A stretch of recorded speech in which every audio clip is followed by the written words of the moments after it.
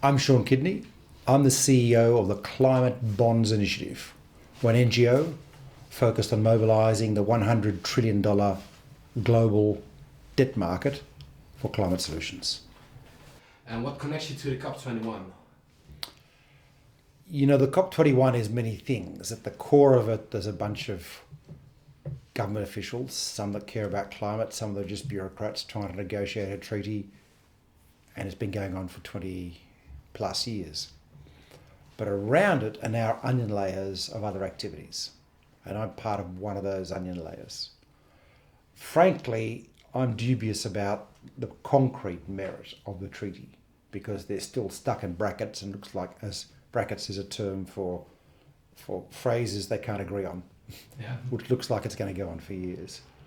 But by coming together, and if they can come up with some kind of idea, all sorts of other people who have material interest in the outcome come to here and then run conferences around it. And so around the conference, there's about 5,000 people involved, 2.5 to 5 in the core group. There's another 30,000 people around who are working on science, on various kinds of government projects, on finance, etc. And we work in the finance piece. So this is the gathering of the tribes of people working to try and address and fix climate change. So you kind of got to be here. Because you can see a lot of people very quickly. It might take you a year to see otherwise. Yeah. But let me finish on that. Let me just take you one step further. The real reason I'm here is because underpinning this whole conference is some very clear sense of urgency, and the conference reminds us each year, this is a place to work at it, which is that we actually have to shift the planet really quickly to a low carbon and climate resilient economy. Every year we have another conference is another year we're not making progress. Emissions continue to rise. We have actually failed over the last 20 years, despite the massive growth of solar, to change things fast enough. So, and in some areas, we're getting richer, like in which needs to happen, like in India and Nigeria, where people have been incredibly poor, but our emissions are rising. So it's actually an incredible disaster we're going into. So part of what we do here is to try and say a lot of what we're doing here is a long play. It's a 25-year agenda, but we're trying to remind people there's actually a short play as well that we need to do. Because if we don't fix emissions in terms of send them down in the next 5 years, the long play is a waste of time. We don't actually make much impact. And what we're trying to say is to the participants that are here, of which everyone's gathered, you know, guys, there is another agenda that we can step up. And that's the agenda of how governments do stuff anyway, which is we've got to build green infrastructure, expand green infrastructure, including green buildings, incredibly fast. And it doesn't require a treaty. In fact, the toolkit involved is a really old-fashioned toolkit that ministries of finance and treasuries around the world have been using for 100 years, but they haven't been made the connection. So treasuries have been over here, ministries of environment have been over here. Ministry of Environment saying climate change is an incredible problem. Government's been saying, yes, it's an incredible problem. We've got to do something about it. Meanwhile, treasuries have been going on undisturbed over here, doing their stuff in Netherlands, financing gas, making sure it's financed, financing coal plants. You're still damn well building coal plants. What are you guys doing? Why haven't you stopped them, etc.? That's what treasuries are doing. But they're also financing railways, they're financing hospitals, they're making sure they're financed by designing them in a way that APG, your pension funds, can invest in. They're doing it. Now, all we're saying to them is that's exactly the same toolkit that you've got to build over here. And in fact, while you're at it, make sure all these things you're financing are climate ready, climate resilient. Has someone done a proper adaptation resilience plan for the hospital to make sure that when sea level rises at 2 metres higher, that the hospital's not going to be flooded on a 6-monthly basis? These are the sort of things that we have to start building into it. And so we're trying to bring these two agendas together, which is an agenda about how government manages the infrastructure of society already and the biggest threat to that infrastructure. They're just not on the same page. So that's what we're doing here. It's interesting to hear that you're already talking so passionate about not only the financial side of it, but also the implications in a sense. So how financially focused is the Climate Bonds Initiative in a sense? how can you not be passionate when you think about the implications? I mean, you guys have been interviewing people, right? Mm-hmm. You know what's going to happen. You know, at the moment, we are travelling at the worst possible trajectory of the International Panel of Climate Change. I'm sorry to use the language, but we have fucked it so royally. At the moment, we're getting to a world of 2050 where we will have 2 metres sea level rising. You guys will be okay because you're rich enough for the moment, living on legacy investments, fossil fuel investments, that you're going to be able to raise your seawalls. That's not going to happen in Egypt. It's not going to happen in Bangladesh. It's not going to happen in Vietnam, where they're already feeling the impacts of this sort of stuff. But that's just the beginning of it. What does desertification bring? It brings failures of food crops. We've already seen one of these when the Russian wheat crop failed a couple of years ago and Russia banned all exports. And guess who bought all those exports? Middle Eastern countries who hadn't got futures contracts in the wheat. And what do we have? We had a whole lot of revolutions. You know, this is just a taste of what you're going to get. And what's the implication of the revolutions? Some of them go off okay, some of them fail. 1 million people are coming across the Mediterranean. Europe ain't seen nothing in terms of the kind of climate disaster we'll get from failed food crops of just a couple of years. And then there's diseases. Have you spoken to health professionals working in this space? Have they told you about the epidemic vectors we're going to see as we get rapid changes in temperatures, as we get the impact of monsoons? That's how we'll lose our people. We could lose 1 billion people from diseases by the middle of the century, because that's what happens when societies break down and climate start changing. So these are the kind of implications. And I haven't even gone on about acidification of the oceans, about collapse of fisheries. Forget about us having fished it out. We've ruined the oceans to a large degree in the Mediterranean, places like that already. But acidification also means a further collapse of coral fisheries where poor people live off them, like in the Philippines and Indonesia. And that means another huge crisis. So you're looking at a world of the mid part of the century at the moment on the current trajectory where you're going to have a series of, around the world, crisis after crisis. It's going to be like the Ethiopian famine every 2 months.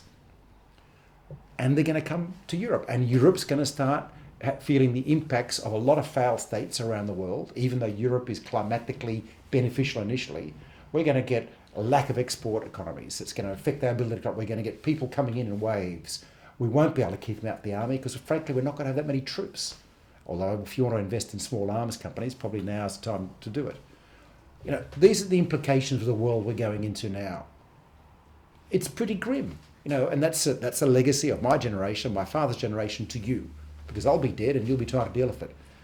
Now, against that trajectory, which is absolutely the future we are creating as we speak, there's this other option here, which is that we don't have to do that. We still have a bit of time, but it's only a bit of time. It's only a bit of time because of tipping point science. And you guys across tipping point science, which is where you get feedback loops occurring in the atmosphere, cleft rates, the North Siberian masses. So what happens is when we get a little bit warm, there's all these things that start happening in the atmosphere that, as far as we can tell, the future is not precise. As far as we can tell, mean we lose control of the ability to control to impact on climate change. And you've already seen kilometre-wide plumes of methane bubbling up in the Siberian Ocean already. So we're getting that impact. Now, when that starts really unfreezing, which is essentially when the ice cap disappears in summer and the Northern Sea becomes that much warmer, you will get, it's like putting, you know, adrenaline into the body with that kind of input of methane gas. And that's the first point at which we know we've lost it. Because at that point, there'll be a massive increase, a really rapid increase in greenhouse gases for a period of time. There'll be an increase in temperatures, and then we get other cats, like dominoes at that point. You know, the Greenland ice cap melts even faster. It's melting at an unbelievable rate at the moment. The science this year has been shocking. It'll melt even faster. It'll lead to a collapse of the Gulf Stream. It'll be nice and cold in the United Kingdom and France, but not so good for the rest of the world. The Amazon, some people are saying the Amazon will turn to savanna by the end of the century, etc. You get all these sort of things going on. That's what I mean is we start getting collapse of economies around the world. And for pension funds and insurance funds, who I work with, they're beginning to understand that means a collapse in portfolio values. So that just means they can't pay your pensions. You don't get a pension. That's the most important thing for them. Every party has things it has to do. Yeah. Yeah, and how is climate bonds fighting this, the whole climate problem? Well, you know, there's two things I'm saying. There is another path. Now, there are two aspects about this solution, about this problem that are very, very interesting. One is that nearly all we've got to do is, in fact, can be classed as investable. That's what's amazing about it. In other words, you can design, as we know already, clean energy, mobility solutions, buildings, etc., as investable products to get private. No, we don't need to tax everyone. We need to borrow more on the public balance sheet, especially in these times in Europe when everyone's maxed out their credit cards. So we can design things, which is how we've always designed things, and the Netherlands has been one of the leaders in this, is how you design infrastructure so you get private capital, putting the capital in, and government creates the deal in a way that it's safe for private capital. Now, private capital doesn't make a killing. This is not Goldman Sachs we're talking about. This is private capital gets a good solid 6% a year return or something along those lines. The government provides guarantees. Like, for example, if it's a tollway that in France, they provide guaranteed revenues. That is, if the cars stop driving below a certain level, the government steps in and tops up. These are called risk mitigation. It may never be called on, but it makes it much safer for the pension funds to invest. There's dozens of these sort of things that we use on all sorts of things. So that's what we need to start looking. How do we construct it? The second thing is that we need to up our program of constructing investables. So we're still constructing the wrong kinds of infrastructure all over the place. We're still building tollways in Europe, for example. Of all places, we need to stop that and increase our mass transit systems. We need to make sure that all our buildings are 2050 ready. Now that means not only adaptation, but low carbon. And we still haven't done that. Some countries have, I have to say. The new build code in the Netherlands is very good. But you know what? Your old housing stock is crap. And you haven't done enough about making sure that every time people sell a house, they have to get an energy certificate to make sure the building reaches a certain level or pay a higher tax. I'm telling you, these are simple things that we can do, right? And some countries do. France is doing this sort of stuff. And are you then, with your initiative, a deal maker between the private sector and... We're an NGO. So the second thing is, we've got a world awash in capital. We have a world awash in capital. In Europe, we are paying the German government to take our money. There are negative interest rates. So this is money that can be usefully deployed if we create investable opportunities. So it's this historic moment. For the first time in 100 years, we have so much capital we can't find stuff to invest.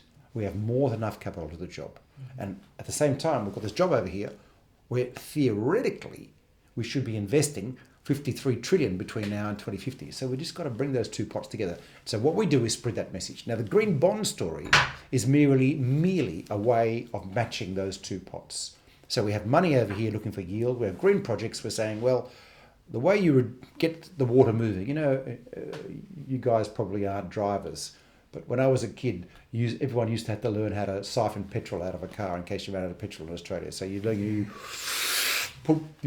breathe air down, create a vacuum, put it in a pipe, and then it just starts running. And that's so in a way, this is what we're trying to do with capital to projects. We're trying to kickstart it. Kickstart it, get the flow moving, and green bonds are a fantastic way to do it because they're a marketing device to expose green projects to investors and say, we're over here. And in fact, then we also get governments to step in and say, see, they're buying green bonds. They bought over 40 billion this year, for example. They're ready to buy your stuff. And now all you have to do is do these things, as I mentioned earlier, to get more of that money going. And that's how you kickstart it. Once it starts flowing, it'll be a lot easier. Could you give us an example of a climate bond, a green bond? Sure. So there's different sorts of, the market started with development banks doing bonds to help finance their green projects. So the European Investment Bank finances clean energy. It finances energy efficiency investments, low carbon buildings around Europe. And that with its green bond. The World Bank finances agricultural projects as well, or carbon reduction projects, and all that, a whole range of things, complicated ones. In the corporate sector, you've got someone like EDF, which is a nuclear company, largely, uses the proceeds of its green bond to finance its renewable division. So it goes towards wind and solar energy. Or in the Netherlands, you've seen ABN AMRO issue a bond where the proceeds goes to loans to low carbon buildings. So, and we certified that one, so we work on the criteria for what sort of buildings can be allowed in. Or even Tenant in the Netherlands, they issued a $1 billion bond specifically to refinance grid connections to offshore wind farms. So these are the sort of things that comes up. And the things that are starting to appear, water investments. So in NRW in North Rhine-Westphalia, there's money going into wastewater treatment plants and so on, clean energy plants where they've got an adaptation, clean water plants, I should say, where they've got an adaptation plan. Got that sort of stuff.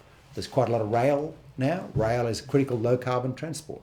So anything any money that goes towards rail could be used to back a climate bond. We've seen Transport for London issue a bond which was financing capital expenditure on the system.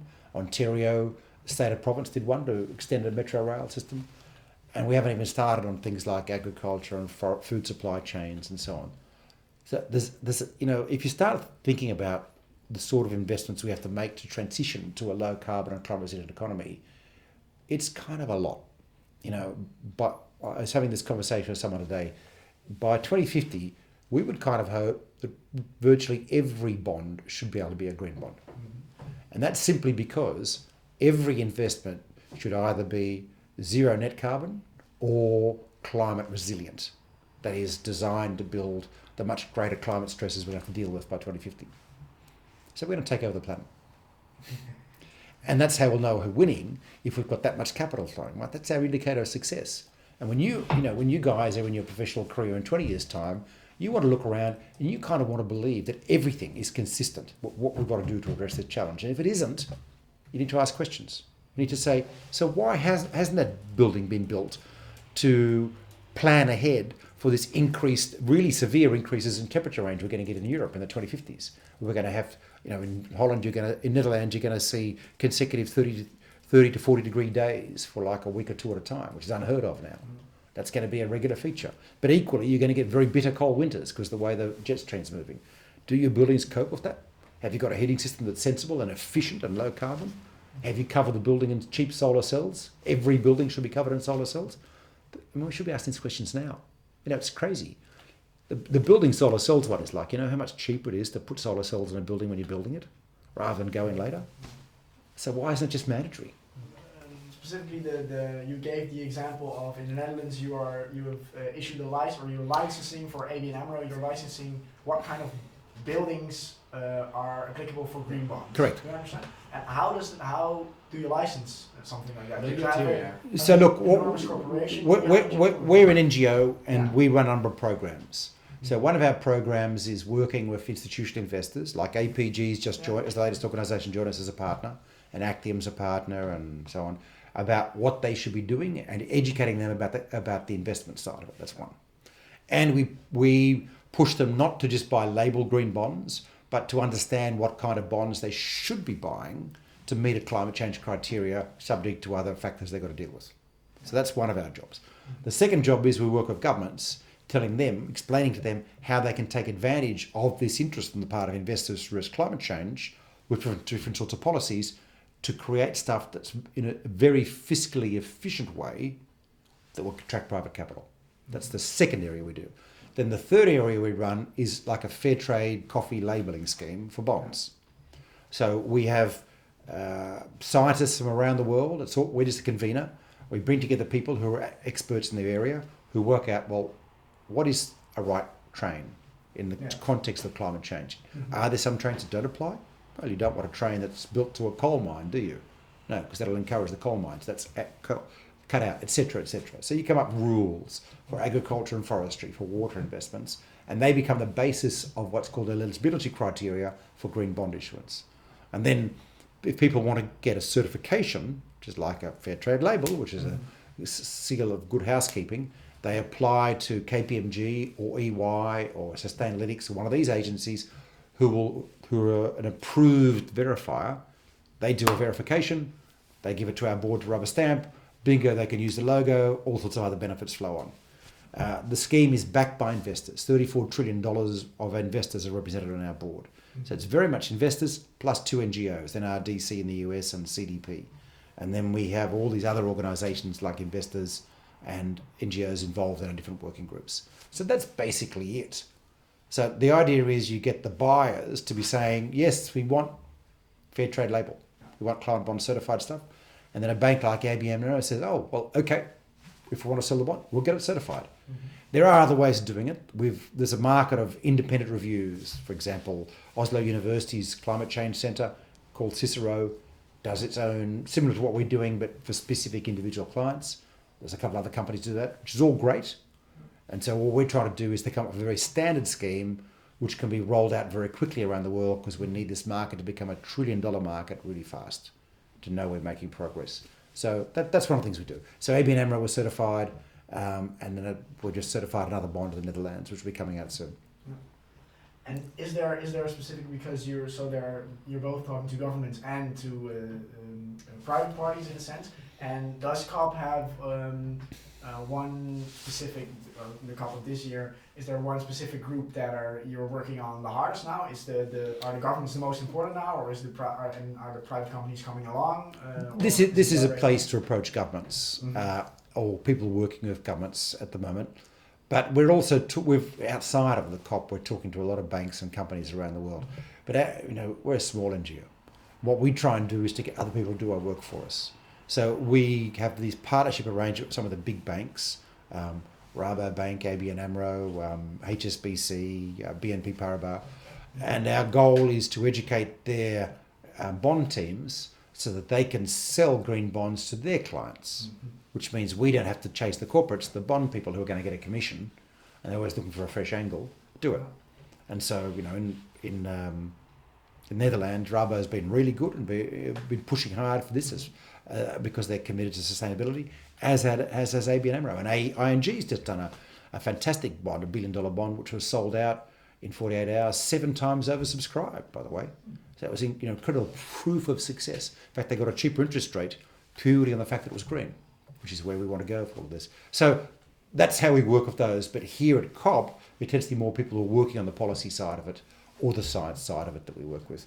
And sometimes the governments. Like we had a really interesting meeting of a Latin American government and a minister earlier last week who are looking to see what they can do to grow a local green bond market.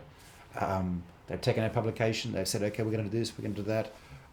We've had a really interesting meeting with a rich country government too, which is a similar kind of thing. I guess for governments, they're stuck, right? Because they're tax-paying, they've had very little room to move. And they've got these lobbyists in their doors all the time, oil companies and coal companies. And so they're looking for things that they can do which can be relatively uncontroversial and can be fiscally efficient. And that's what we try and say this provides to them. So they're saying, okay, great, phew, at last, some ideas. Whereas the hard work they have to do, which is passing laws to ban incandescent light bulbs, which Europe has done, for example, but a lot of countries haven't done. These are sort of tougher because they get industry coming in and knocking the door. So they'll do the easy stuff first. Our line is get the green bond stuff going first. It's relatively uncontroversial. What it does is create momentum. Especially if you do retail bonds, people start buying them. People like them because it's a simple concept. They get it. And that gives you political cover to start bringing in the tougher stuff. And it's creating extra business in a sense, right? That might be profitable. And you create bankers who like this, who then become lobbyists in favour of it, which counteracts the coal companies and the oil companies. And so there's all these things that come out of it. Well, we have the climate bonds and the conventional bonds. If we compare them, are the climate bonds as much as profitable as conventional bonds, or? The ING bond got a better interest rate than the ordinary bond, but it's relatively rare. And we say to issuers, if you want to do it just for money, there are other things you've got to do. You need to do it for reputational reasons, for exposure reasons, and to win new investors. And so the main benefit of the folks we work with, which are essentially large banks and large corporations, is they get new investors they never had before. That reduces their cost of capital over time because it means they can just make a phone call to a bigger pool next time and sell the bond. And they get deeper engagement with those investors because green bond investors are interested. They want to know more. They start asking questions about the company. Treasuries love that. And they get a whole lot of PR benefits. And we want the PR benefits. I'll give you an example. Total is an oil company. Actually is the owner of the second largest solar developer in the world, SolarStar. And we want to promote them. So we actually want Total to do a bond where the proceeds go to SolarStar. Now, there's a second thing we really like about that, because what you're doing is you're issuing the bond with the creditworthiness based on the fossil fuel assets, because they own all this oil, right? That's how they've got their credit rating. And then you're using the proceeds to build green. And that's how we make the transition in society. We use the old assets to finance the new assets. So we want that sort of stuff. And they'll do it for reputational reasons to show people, I know we're an oil company, but we've got this as well, because oil's becoming a bit unpopular, as it should be. So through that, we encourage transitions. I don't think Exxon's ever going to get there. I think they're too far gone at the moment. You never know. But the European gas and oil companies could. We'll see. But to be honest, we're not going to change the world by promoting a financial market. where we get a little bit of price benefit, where people get reputational benefit. That's actually not what we're doing here. What we're doing really is about changing the narrative about the transition. That's fundamentally what this is about. We're trying to say, you've thought about climate as a problem. You've thought about climate as a cost, as a carbon cost or a tax. Actually, when you start thinking about what we've got to do in carbon, around climate change, all this infrastructure we've got to build, what you're actually talking about is a government-mediated infrastructure boom for 30 years.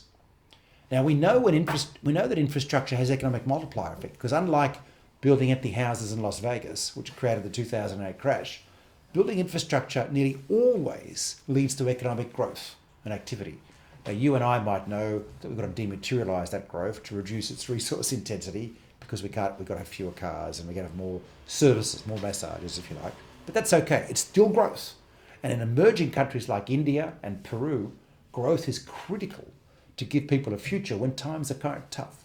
You know, the taxi driver in Peru I had a couple of weeks ago, and he had moved from the Amazon when he was young, and he was so proud that his daughter was going to university. He'd worked all his life, really, to put his kids through university. Now that's growth. That comes from economic growth. So you've got to keep that going in this machine.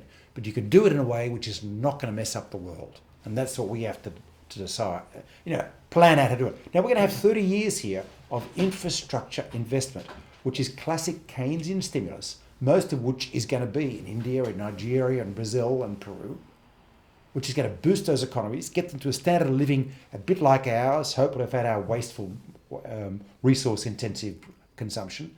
That is an incredibly powerful future. So green bonds are part of marketing. They're part of saying it's an investment opportunity.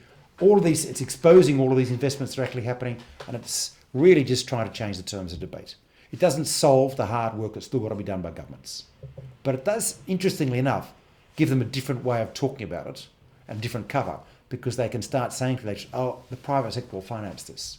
And that we're getting away from tax stories and carbon tax and so on. Does that make sense? Do you guys? It does. But what I've been thinking about, you have the emerging countries. Can it go together with high economic growth with a low carbon emission?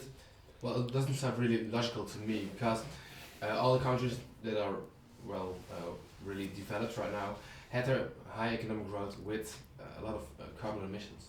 You mean our cultures? Europe, yeah, America. Exactly. It's true. That's the challenge. That's a challenge for us now. We have to help countries. We have, like I'm in India quite a lot. In Delhi, the air is as foul as Beijing. It's awful. They know it. Now they're about to go through a massive growth spurt. Now what are they going to do? Build more coal and make the air worse, or are they going to shift to clean energy and make the air cleaner? They're wrestling at that problem. And you know what their challenge is? Their primary challenge actually, is that the cost of capital is very high for clean. In India, a solar thermal plant, a coal-fired power plant, is about half the capital cost of a solar plant. And when you've got 13% costs of capital, that means that over the life of the financing life of the solar farm, 20 years, 2/3 goes in interest rates, 2/3 the overall cost.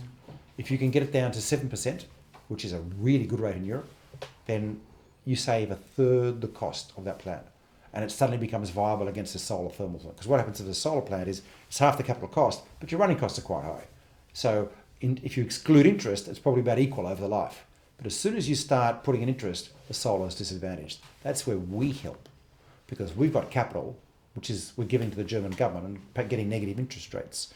We can find a way to deploy that in India for a modest return, not a huge return, that reduces their cost of capital, and that is the pact we have to make between North and South.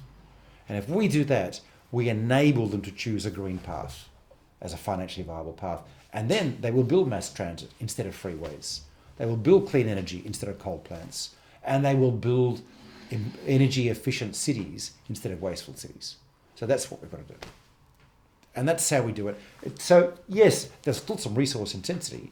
There's still a lot of stuff that's going to happen, but we should be able to do it without fossil fuels. And that's the critical thing we have to get rid of.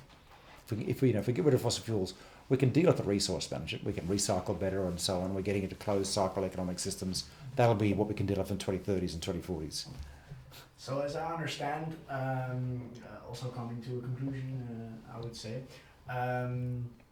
you are really busy talking to a lot of different parties to bring them together, but that's mostly outside of the negotiation side of this. Absolutely. In the sense that you're in the shell outside, as you said yourself. So then it might be interesting to come back to end with the question, which outcome you then hope that inner circle has, in a sense. What would be good for you? As you say, it's not the highest thing, it's maybe not possible, but advancing on a treaty is a signal to the world that governments are going to eventually do something about it, and corporations ought to plan accordingly. So it'd be great to get a treaty, but I think we have to, expect the outcome is likely to be modest, realistically, but there'll be some signals. What is interesting is the INDCs, which are the country climate change plans, which have been filed by 150 odd countries so far. Now they're interesting because the way I look at those, they're the first step of a proper investment plan. So you start thinking, if you can map out the rail solutions and the building solutions that flow out of that, you can turn that into a green investment plan, which investors can now start wrestling with and figure out. Now we can start to figure out the financing solution, the bridging solutions, what developments have to do, development banks have to do to make sure that this stuff is financeable. And so for me, that's the really positive and major development in this particular COP. So next year, what we're looking at is how you push now all those countries to then bring infrastructure investment plans to go with their INDC, which then our investor base can work with.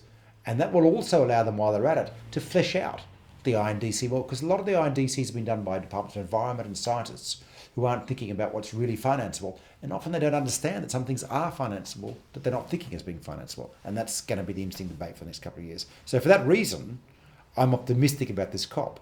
I think it's actually a really important milestone in going forward, because I think this particular piece of work is going to have real dividends. But there's a lot of work to be done to make it actually happen. So let me leave you with a thought. Unfortunately, the world has this particular problem at the moment, which is that we have been managing the planet as young juveniles unconsciously. We've been messing it up. The Anthropocene started really about 2,000 years ago. In the Bronze Age, when we started chopping down forests dramatically, we've seen spikes in carbon. We've seen changes in climate. And now we're really managing the planet, but we're managing it blindly. That is, we're influencing everything now. There's nowhere on the planet which escapes our impact.